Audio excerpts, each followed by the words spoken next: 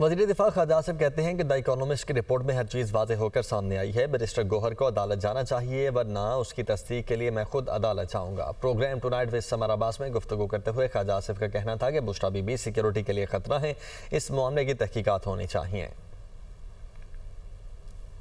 چیز واضح ہو کے سامنے آ گئی ہے کہ عمران خان ایک توہمات کا جو ہے شکار شخص تھا، سپرسٹیشس میں جو ہے وہ بلیو کرتا تھا، یا اس قسم کے جادو ٹونے ٹوٹ کے اور منتر شنتر میں بلیو کرتا تھا۔ تو اگر ایسے شخص جو ہیں وہ پاکستان کے وزیر اعظم بن جائیں تو پاکستان کی ریاست کا وہی حال ہوگا جو انہوں نے حال کیا ہے جنرل فیض نے، جنرل باجوہ نے جس طرح پلانٹ کیا ہے اس عورت کو۔ اور آج گور صاحب نے کہا ہے کہ وہ قانونی چارہ جو کریں گے ضرور کریں، اگر وہ نہیں کریں گے تو میں چلا جاؤں گا، میں عدالت میں چلا جاؤں گا۔ میں کہوں گا کہ یہ آتھینٹسٹی اس کی اسٹیبلش۔